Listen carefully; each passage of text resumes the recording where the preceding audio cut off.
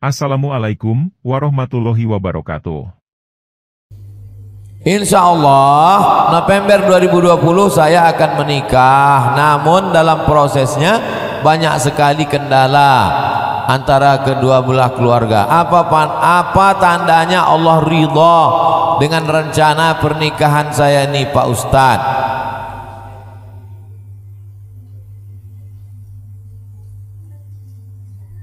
Tawakal itu amal hati, amal badan ini ikhtiar. Jangan salah pasang. Kau kenapa tak bergerak? Aku sudah tawakal. Tawakal itu amal hati, amal badan ini bergerak, berikhtiar. Hatimu bertawakal pada Allah. Kau yakin bahwa kalau memang sudah ditetapkan Allah dia punya engkau, tak akan diambil. Rezeki musang tak akan dimakan harimau. Kalau rezeki musang itu dimakan harimau, udah lama musang itu punah macam dinosaurus. Paham cerita ini kan? Rezeki musang tak akan diambil harimau. Kalau sudah ditetapkan Allah untuk engkau, alimtu anna rizqi la ya'khudhu ghairi fatma'anna qalbi. Aku tahu bahwa rezekiku tak akan dimakan orang lain, maka hatiku pun menjadi tenang.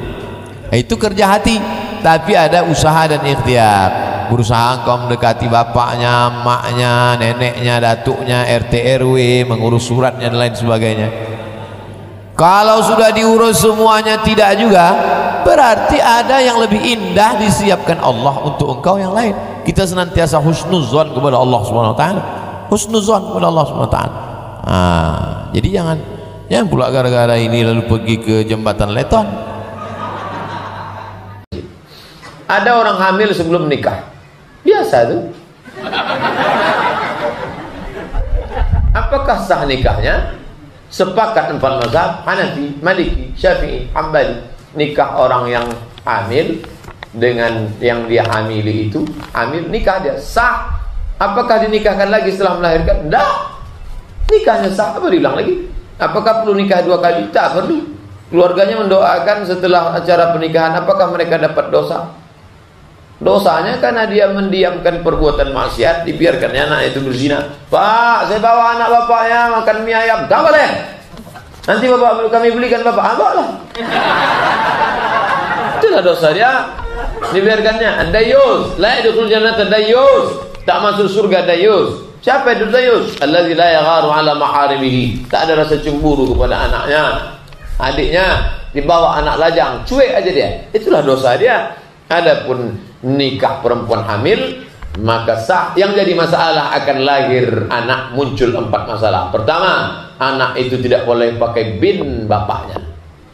2, seandainya anak itu laki-laki, lahir adiknya perempuan, dia tidak bisa jadi wali bagi adiknya karena mereka saudara seemak. Saudara seemak tak bisa jadi wali.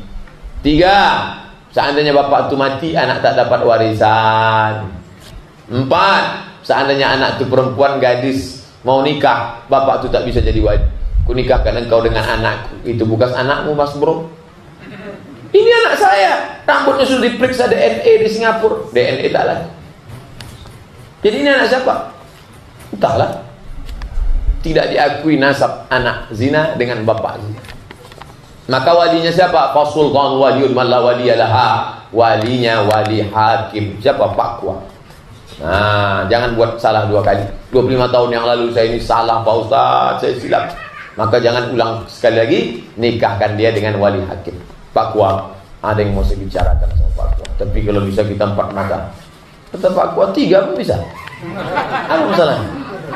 Ini saya dulu silap pula saya kata Pakwa.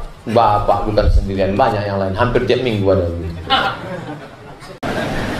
Saya mempunyai seorang abang yang sudah meninggal beberapa waktu yang lalu. Innalillahi wa inna ilaihi raji'un. Allahumma ighfir lahu warhamhu wa'afihi wa'fu anhu. Dan istrinya pun meninggal sekitar sebulan yang lalu. Allahumma ighfir laha warhamha wa'afiha wa'fu anha. Mereka tak punya keturunan. Mereka meninggalkan sebidang tanah atas nama abang saya, di mana di atas tanah tersebut dibangun rumah atas jerih mereka berdua. Kedua ahli waris sepakat rumah itu dijual. Yang saya tanyakan, bagaimana pembagian harta warisnya? Ada namanya hukum KHI, kompilasi hukum Islam Indonesia, namanya gono gini. Gono gini, aku begono, kau begini. Maka tengok mereka nikah tahun berapa. Mereka nikah tahun 90, meninggal tahun 2017. Selama 27 tahun, apa saja hartanya? Dibagi dua dulu. Suami 50%, istri 50%. Setelah itu meninggal suami, maka punya suami tadi istri mendapat 1/4 karena tak ada anak. Jadi kalau peninggalan mereka 1 miliar, maka dibagi dua, 500. Setelah itu punya suami tadi, si istri mendapat 1/4 karena tak ada anak. Kalau ada anak, istri mendapat 1/8. Begitulah cara pembagiannya. Lalu siapa yang mewarisi? Anaknya tak ada. Keluarga laki-laki, harta waris si suami itu dibagi kepada saudara kandung suami. Saudaranya laki-laki perempuan, yang laki-laki 2 kali bagian perempuan. Sedangkan yang punya si istri almarhumah itu dibagikan kepada keluarga kandung istri, laki-laki 2 kali bagian perempuan. Kalau emak ayahnya ada, emak ayah dapat, saudara kandung dapat. Habis, anak tak ada. Tahun lalu saya sakit 1 hari Pak Ustaz, dan saat saya berniat qadaknya pada tanggal 17 Syawal, tapi saya tak jadi puasa karena saya menggantinya pada tanggal lain. Bagaimana hukumnya? Boleh. Mengqadak tak mesti harus hari itu. Qada. Bagi yang belum mengqadak, apa boleh buat? Qada sesudah Ramadan itu.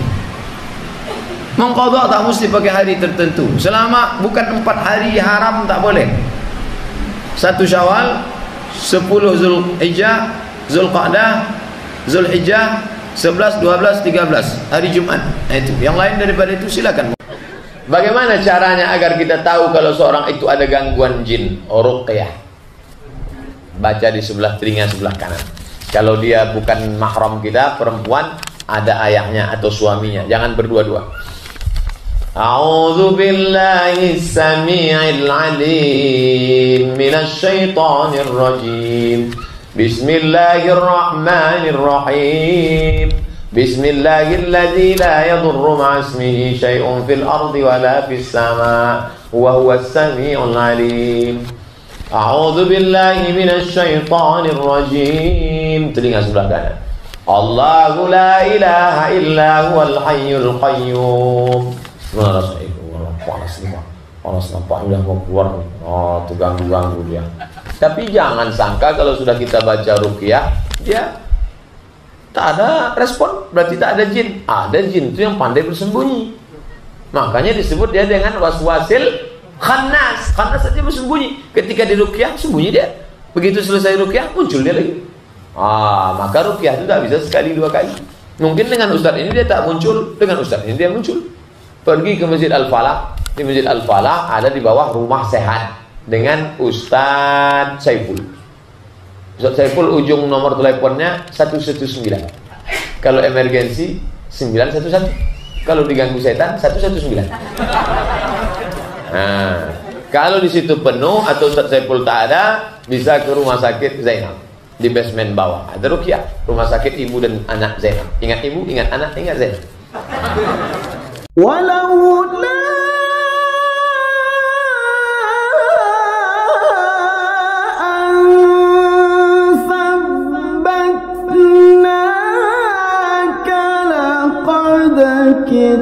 kita